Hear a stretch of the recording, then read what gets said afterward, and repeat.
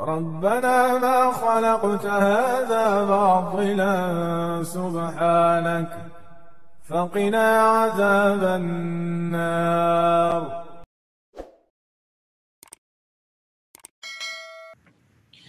Jadi banyak masalah teman-teman sekalian berkaitan dengan makanan tadi. Jadi kalau saya kadang-kadang membayangkan makanan ini panjang banget ceritanya, ya, panjang banget ceritanya. Karena memang terlalu banyak pengganggu dalam makanan tadi. Ya, jadi tapi kita punya cara-cara yang nanti kita soluah masalah bisa atau mungkin kita bisa terapkan dari dari petunjuk Nabi kita seperti itu. Contohnya begini. Pernah ada orang yang menyuguhkan biawak ya kepada Rasulullah SAW. Lalu saat itu Nabi tidak makannya karena Nabi mengatakan ini bukan makan di tempat kami gitu kan. Ini bukan makanan di tempat kami ya. Jadi subhanallah ternyata makanan, jadi kesederhanaan makanan itu juga ada kaitannya dengan apa yang Allah ciptakan di suatu tempat. Jadi apa yang Allah ciptakan di suatu tempat udah makan aja, jangan heboh-hebohan gitu. Kayak sekarang ini kan kita ngelihat migrasi makanan ya atau transformasi lah atau seperti itulah gitu ya. Makanan dari luar ke Indonesia misalkan. Itu sangat banyak. Jadi makanan-makanan yang kita nggak kenal, kita nggak perlu dan bukan kategori makanannya kita, akhirnya kita makan. Ya. Dan ini sebenarnya bermula dari nafsu ya. Jadi kalau kita lihat kenapa muncul keinginan-keinginan yang luar biasa untuk makan tadi yang akhirnya menyebabkan banyak penyakit muncul adalah hawa nafsu tadi ya. Hatinya nggak mampu dikendalikan karena kita tahu bahwa penyakit hati itu kan ada dua, ada syubhat, ada syahwat ya. Ada syubhat, ada syahwat. Syubhat arahnya keraguan-raguan, syahwat ini ke kesesatan gitu kan, seperti itu. Jadi subhanallah teman-teman sekalian, caranya ya nanti kita sudah ajarkan. Jadi kesederhanaan dalam hal mengkonsumsi yang nggak usah banyak makanan-makanan dari luar yang kita konsumsi. Ya, katakanlah produk-produk makanan dari luar yang tidak cocok untuk kita di suatu negeri itu yang kita tidak perlu konsumsi. Ya, misalkan ya, kita tahu bahwa negeri kita ini tidak familiar. Sebenarnya Indonesia tidak familiar dengan produk gluten loh. Indonesia sebenarnya tidak familiar dengan produk gluten atau produk tepung-tepungan ya. Tapi akhirnya tepung itu menjadi makanan wajibnya orang negeri ini. Ya. Sehingga apa? Sehingga kita lihat sekarang penyakit-penyakit yang bermula dari kenaikan gula, kolesterol, bahkan degeneratif itu muncul gara-gara itu. Makanan-makanan cepat saji ya.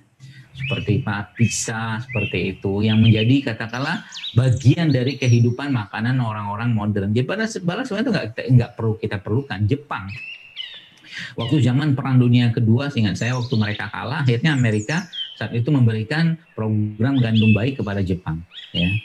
Kemudian saat itu ternyata Jepang yang sebelumnya orangnya pendek-pendek gitu kan, akhirnya ikutlah program gandum baik dari Jepang, dari Amerika ini, ditambah lagi dengan produk susu-susuan. Jadi apa yang terjadi, orang Jepang disebutkan dalam sejarah itu mulai tinggi-tinggi, mulai besar-besar ya, karena kalsium segala macam. Tapi akhirnya apa, ternyata ususnya bermasalah semua gara-gara itu bukan makanan mereka.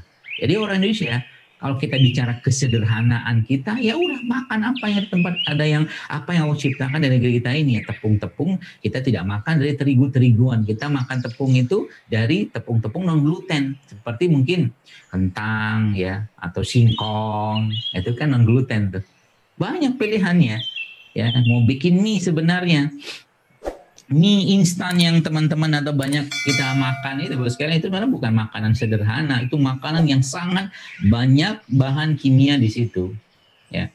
Jadi kalau Anda lihat ya dalam ingredientnya atau mungkin dalam kandungannya itu nggak sederhana. Mie instan itu panjang sekali. Roti-roti yang kita biasa beli atau banyak orang beli di supermarket itu kan roti-roti yang bisa bertahan 2 minggu ya, seperti itu nggak sederhana ya. Ada tepung dan tuk panjang betul dia punya isi itu ya. Maka kesederhanaan ini kita mau kembalikan dengan cara apa? Dengan cara mengkonsumsi atau mungkin kita kembali pada produk ciptaan Allah yang tidak banyak pengolahan tapi banyak mengandung zat-zat gizi penting. Contoh tadi saya misalkan kita sebutkan atau mungkin saya sebutkan kunyit saja misalkan. Ya kunyit ini kan isinya banyak sekali. Satu kunyit ini Bapak sekalian ada, seingat saya ada lebih dari 30 ya, 20-30 bahan aktif yang ada pada kunyit ya. Masya Allah, teman-teman bisa buka penelitiannya tentang itu. Pada kunyit saja. Jadi dia nggak sederhana. Cuman zat-zat yang ada pada kunyit ini, bahan-bahan yang ada pada kunyit itu bahan aktif ini jumlahnya sangat sedikit ya. Maka saya berpesan ya mungkin kepada Anda semua ya, Civitas Akademia mungkin atau mungkin mahasiswa, ayo jadi mahasiswa-mahasiswa yang bisa menjadi duta-duta syukurnya Allah gitu kan. Maksudnya begini ya, jangan cuman bangga dengan mengkonsumsi kopi-kopian ya, cappuccino apa segala macam gitu, tapi kita harus juga bangga dengan ini karena emang inilah yang Allah ciptakan di negeri kita ya. Kita harus bangga dengan ini sebagai bentuk kita bersyukur dan menunjukkan kebesaran Allah di atas apa yang diciptakan di negeri ini dengan tumbuhan-tumbuhan tadi. Jadi Bapak Ibu sekalian, teman-teman yang saya hormati, ya semakin sederhana makanan yang kita konsumsi, maka insya Allah juga semakin sederhana juga penyakit yang akan, kalaulah tidak kena penyakit maka penyakitnya juga akan sederhana. Saya beberapa kali sempat membaca bahkan mendapatkan email lah gitu kan, orang-orang yang umurnya masih sangat-sangat muda Bapak sekalian, masih sangat-sangat muda. Ada yang 25 tahun gitu kan, ada yang 25 tahun tapi sudah kena diabetes. Ada yang umur 30 tahun ya sudah kena masalah di jantungnya. Jadi subhanallah, ya belum ada 40 lah. Katakanlah silakan 40 sebagai titik usia menuju tua lah gitu kan. Masya Allah ya. Jadi ternyata mereka itu kalau dicek itu ternyata makanan yang dikonsumsi itu beraneka ragam kayaknya, tapi zat gizinya miskin serat, miskin vitamin, miskin enzim ya. Maka saya katakan sekali lagi, mari kita kembalikan ya kesederhanaan ya.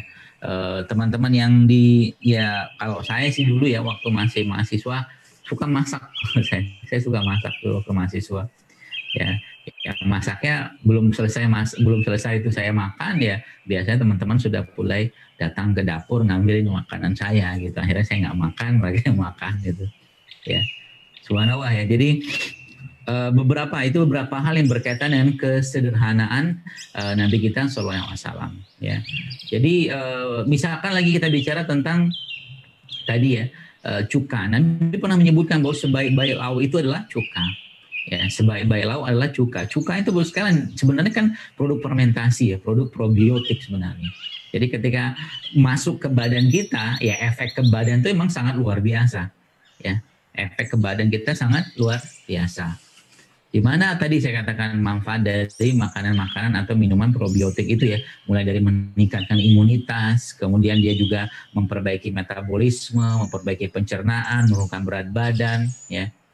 Maka apa-apa yang disampaikan Nabi itu, ya Rasulullah SAW itu, kita lagi disampaikan, kesannya sederhana, tapi subhanallah, dia memiliki efek yang sangat powerful ke badan kita, ya. Karena dari satu tumbuhan atau satu produk yang beliau Sallallahu Alaihi Wasallam sebutkan itu punya manfaat yang luar biasa.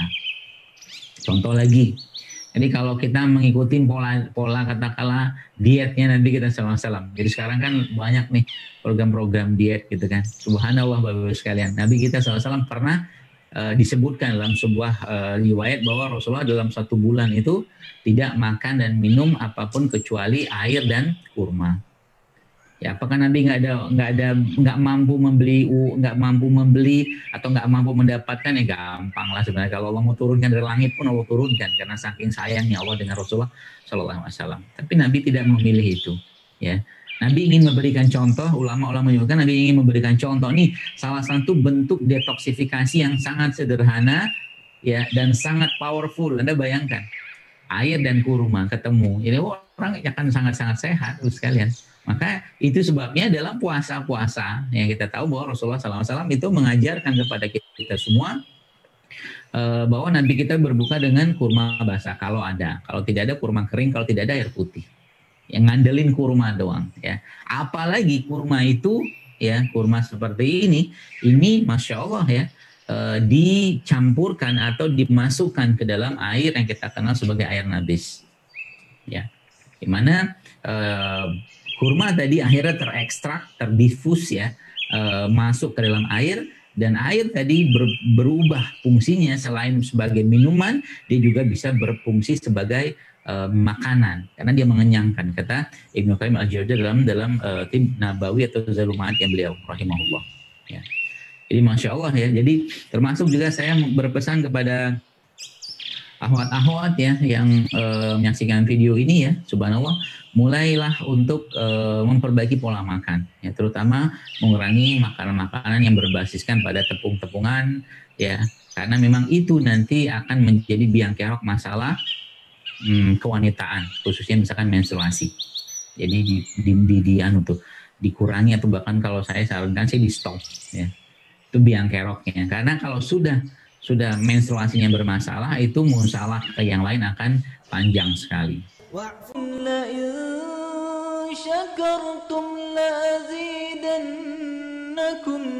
ولئن كفرتم إن عذابي